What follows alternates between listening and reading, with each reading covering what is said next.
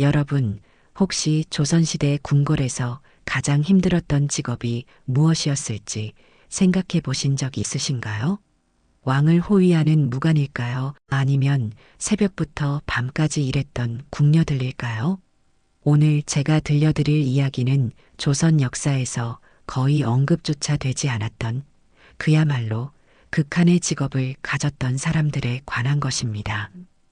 바로 궁궐 안에서 분뇨를 치우던 이들의 숨겨진 삶이죠.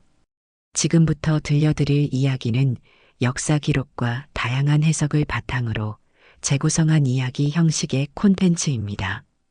조선의 법궁이었던 경복궁은 그 규모가 어마어마했습니다.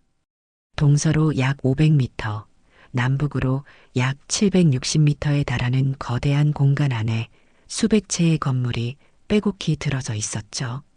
이곳에서 생활하는 사람들의 수도 만만치 않았습니다.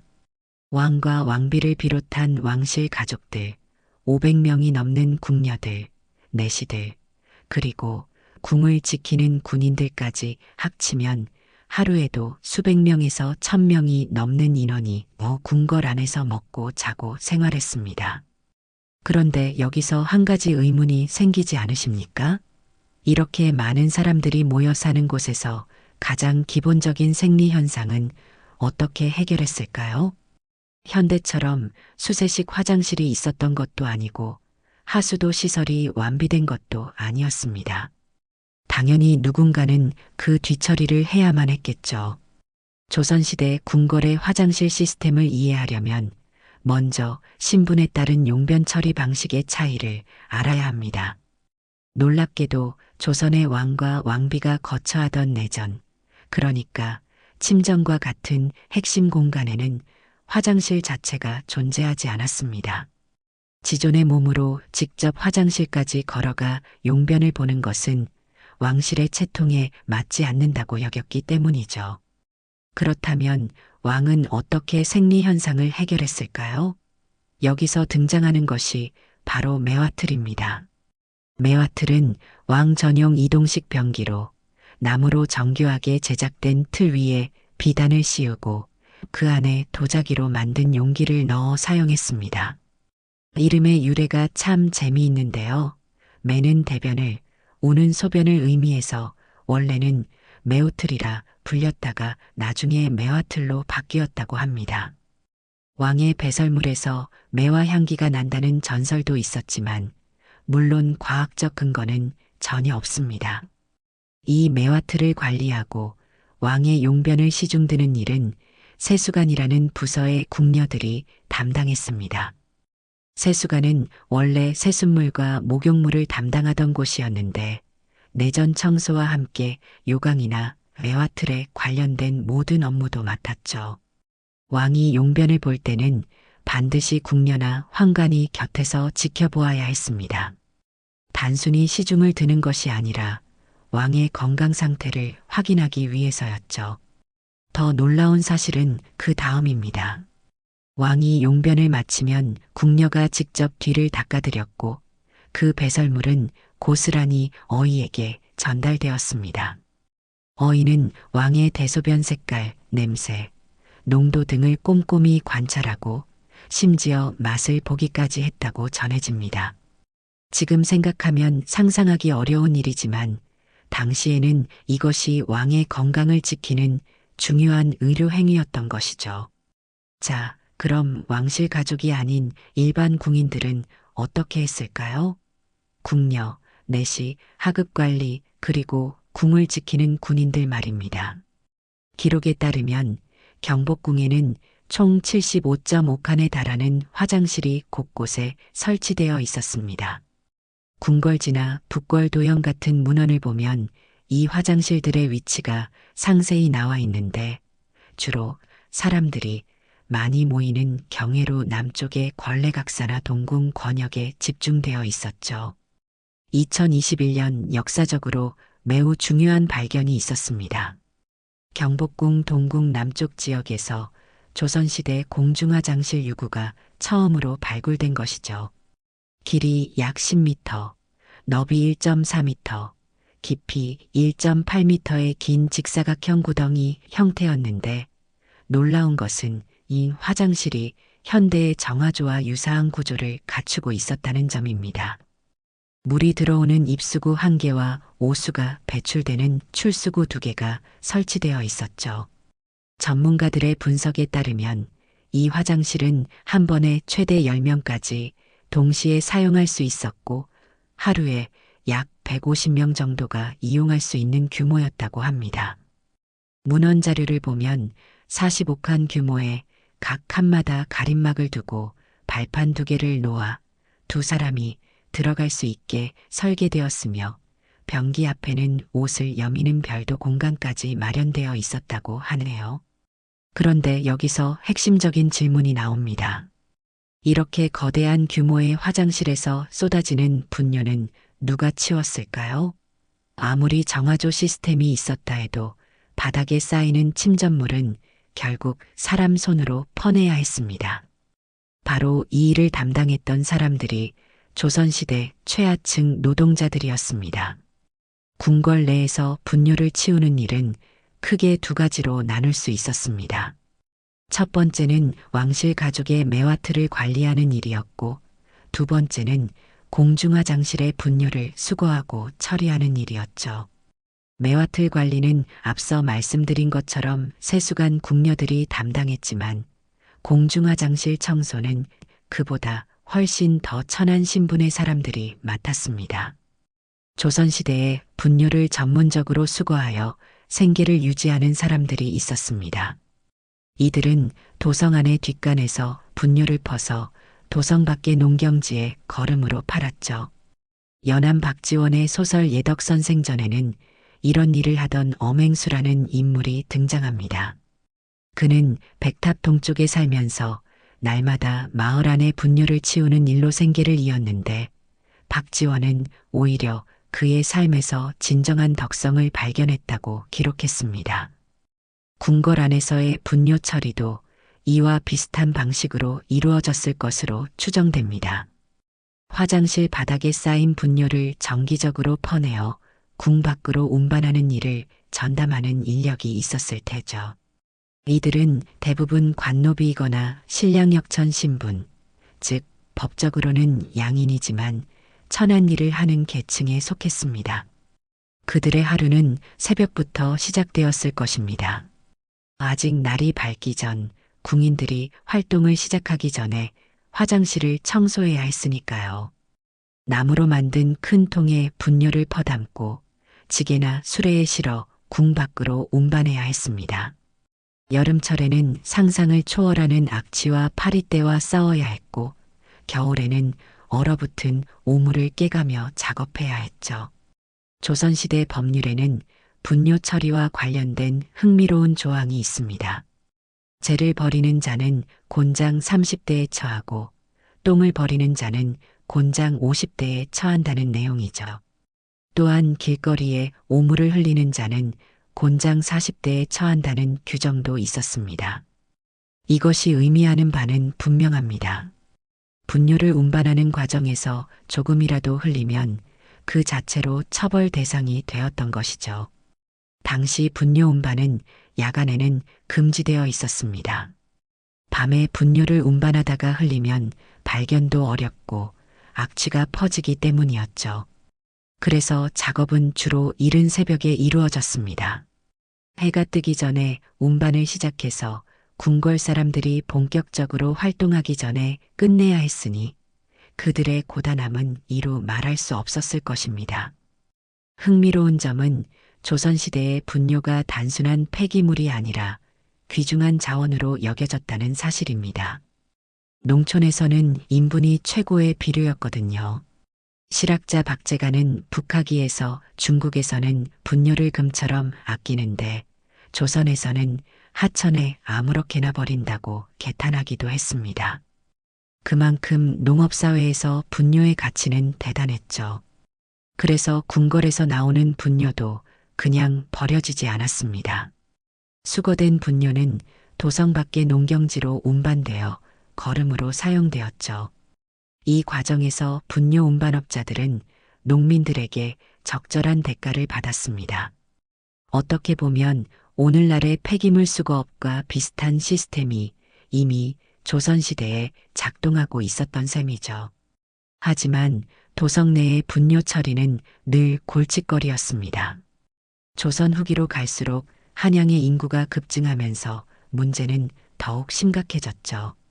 승정원 일기를 보면 영조 임금이 도성 안에 인민이 너무 많다고 한탄하는 내용이 나옵니다. 15세기 초 10만 명 정도였던 한양 인구가 18세기에는 거의 2배 가까이 늘어났으니 그만큼 분뇨 발생량도 폭증했던 것이죠. 상황이 이렇다 보니 도성 곳곳에 분뇨가 넘쳐났습니다. 북학파 실학자 박재가는 서울에서는 오줌을 날마다 뜰이나 거리에 내다버리므로 우물물이 모두 짜게 되고 냇다리에 석축가의 똥이 더덕더덕 말라붙어서 큰 잔마가 아니면 씻겨지지 않는 형편이라고 기록했습니다. 심지어 청계천에는 분뇨가 둥둥 떠다녔고 장마철에는 분뇨 섞인 오수가 민가로 범람하기도 했다고 하네요. 이런 상황은 궁궐도 예외가 아니었습니다.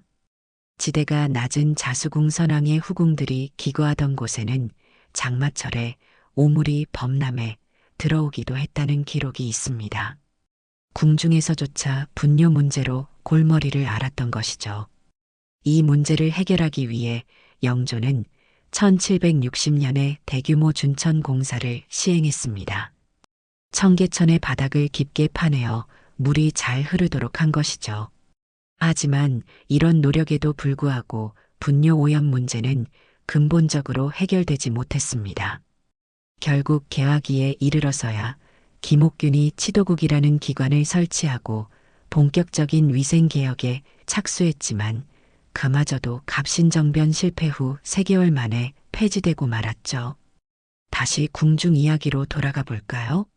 궁궐 내의 화장실 청소가 얼마나 고된 일이었는지는 그 시설의 구조를 보면 짐작할 수 있습니다. 경복궁에서 발굴된 화장실 유구를 보면 바닥에 돌이 깔려 있고 바닥과 측면이 닿는 부분은 밀봉토로 막아 오물이 새나가지 않게 처리되어 있었습니다. 즉, 일정량의 분뇨가 쌓이면 사람이 직접 들어가서 퍼내야 했다는 뜻이죠.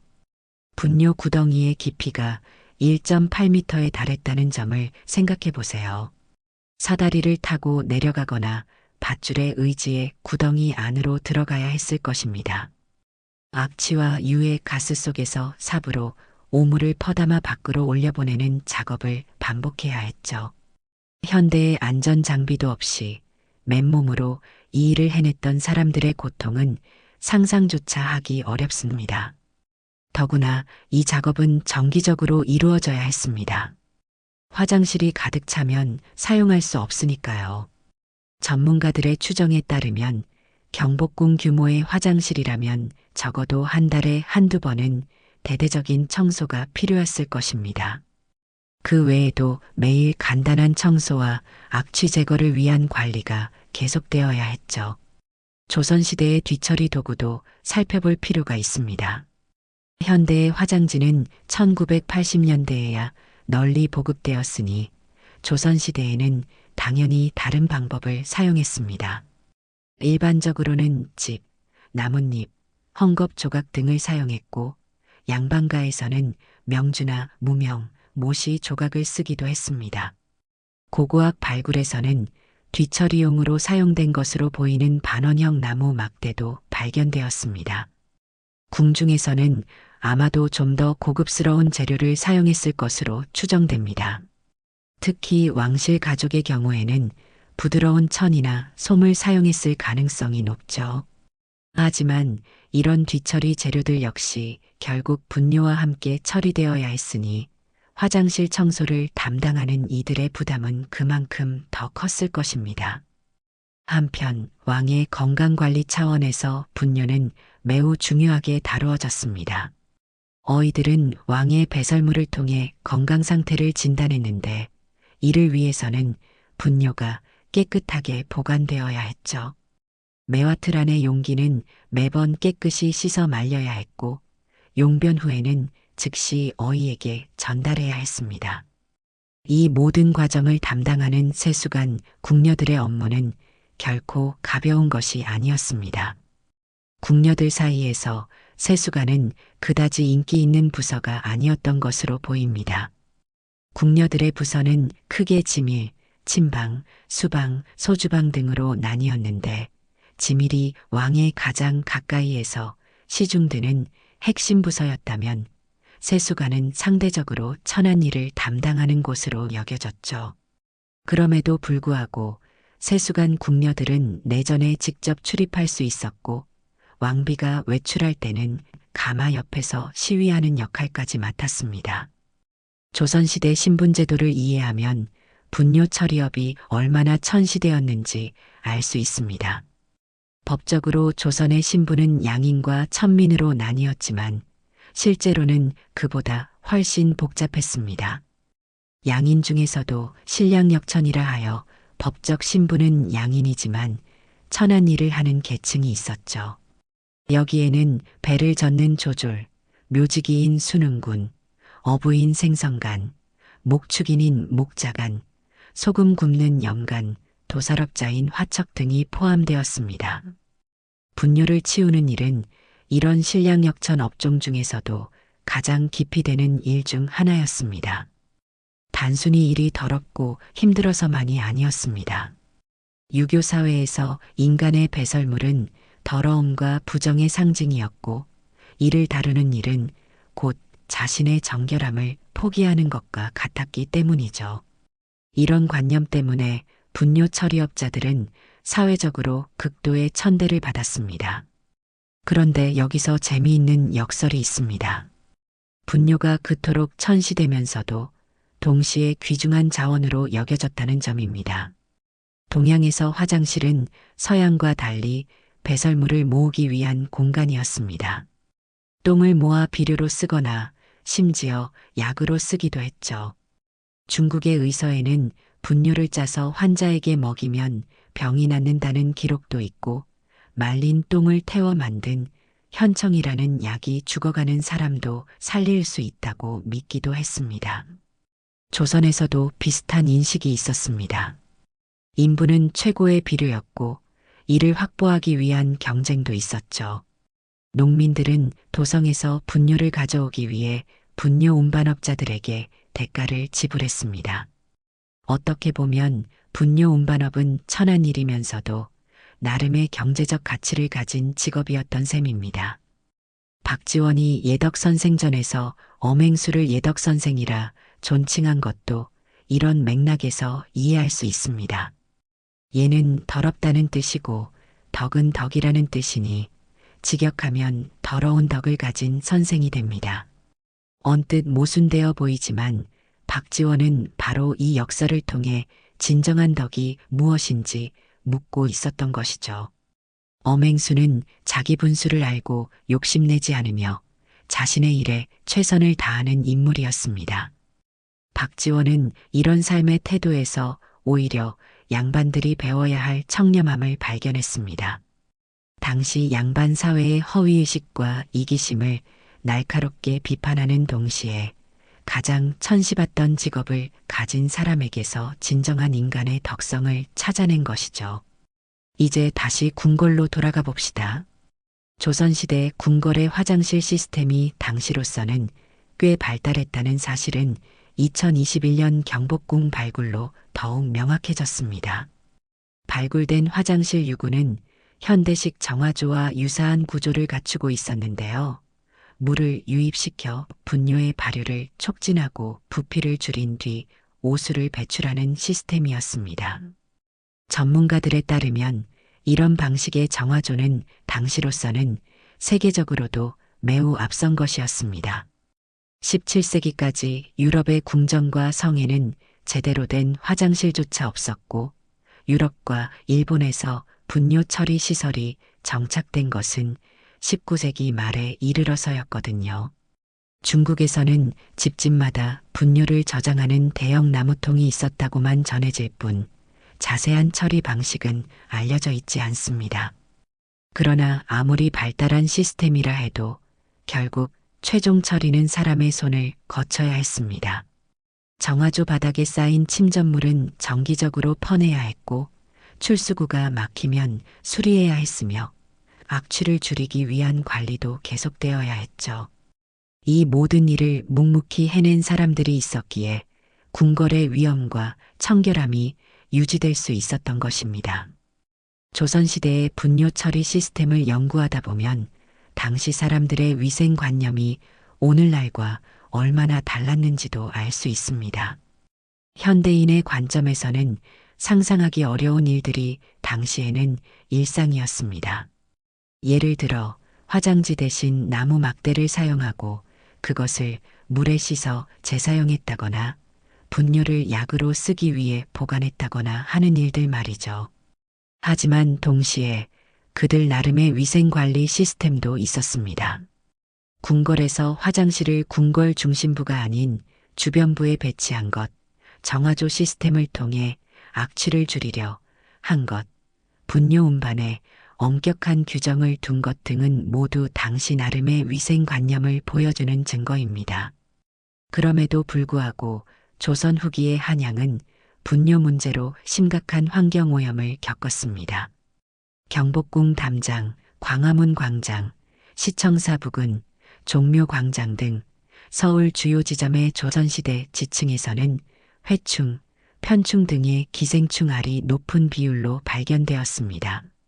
이는 당시 한양 거리에 인분이 널려 있었을 가능성을 과학적으로 보여주는 증거이죠.